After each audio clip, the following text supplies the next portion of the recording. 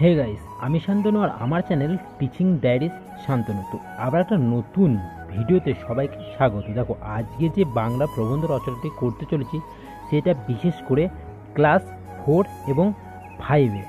এটি very very important, কারণ বাংলার উৎসব সব থেকে আমাদের বাঙালির হচ্ছে বড় উৎসব হচ্ছে দুর্গা পুজো। তাছাড়া আদার্স যে পুজো, ধর্মীয় অনুষ্ঠান, সাংস্কৃতিক অনুষ্ঠান, সেগুলো আজকে এই রচনার মধ্যে তুলে ধরতে হবে। দেখো, এইখানে যেমন 4-5 এরা কিন্তু ছোটোর মধ্যে একই সঙ্গে সব কিছু অনুষ্ঠান, পুজো পার্বণ সব কিছুই লিখে ছোটোর মধ্যে লিখলেও তারা একটা ভালো নাম্বার পেতে পারে।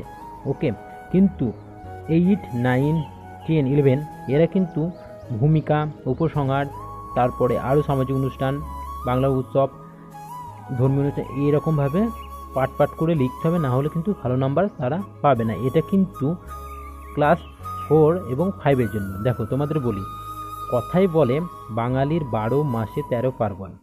পার্বণগুলির প্রায় সবকটাই ধর্মীয়। দেখো, ধর্মীয় ছাড়াও আছে সামাজিক উৎসব, সাংস্কৃতিক উৎসব এবং জাতীয় উৎসব। বাংলার উৎসব শুরু হয় নববর্ষ থেকে বাঙালির উৎসব শুরু, এবং পর্যায়ক্রমে রথযাত্রা, জন্মাষ্টমী, ঝুলন যাত্রা, বিশ্বকর্মা পূজা, দুর্গা উৎসব, কালী পূজা, লক্ষ্মী পূজা, জগদ্ধাত্রী পূজা, রাস উৎসব, পৌষ পার্বণ, সরস্বতী পূজা ও ধর্মীয় উৎসবের সমাপ্তি হয়। তাহলে সরস্বতী পূজার পর থেকে তাদের ধর্মীয় উৎসব সমাপ্তি হয় এবং পালিত হয় জন্মদিন, অনুষ্ঠান, অন্নপ্রাশন, বিবাহবার্ষিকী ইত্যাদি নানান পারিবারিক অনুষ্ঠান।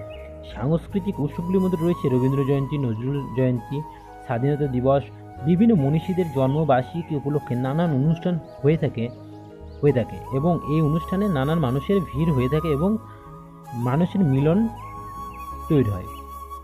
ঠিক আছে, উৎসবে বহু মানুষের মিলনের ক্ষেত্রে প্রস্তুত করে প্রীতির সম্পর্ক দৃঢ় হয়। এখানে উৎসবের সার্থকতা, উৎসব বহু মানুষের মধ্যে প্রীতি ও ভালোবাসার সেতুবন্ধন রচনা করে। উৎসবে কাটে একঘেয়েমি, জীবনে নিয়ে আসেন আনন্দ, পরিপূর্ণ প্রশান্তিতে ভরে যায় মনোপ্রাণ। ঠিক আছে, তাহলে এটা শর্টকাট করে লিখে দিয়েছি 4 এবং 5 ক্লাস 4 এবং 5-এর জন্য এই রচনাটা তোমরা লিখতে পারো। ওকে, এবং এই রচনাটা ভালো করে তোমরা যদি লিখতে পারো, অর্থাৎ তোমরা সবাই যাদের 4-5 ক্লাসের ছাত্রদের জন্য বলা হচ্ছে যে তারা যেন এই রচনাটা খাতায় লিখে নেবে। দেখুন, আমি তোমাদেরকে ভালো করে দিয়ে দিচ্ছি। ওকে, তোমরা ভালো করে লিখে নেবে, খাতায় নোট করে নেবে এবং ভালো করে মুখস্থ করলে অবশ্যই তোমরা রচনাটা লিখতে পারবে। ওকে, চলো দেখা হচ্ছে নেক্সট বড় ভিডিওতে। ততক্ষণে টাটা।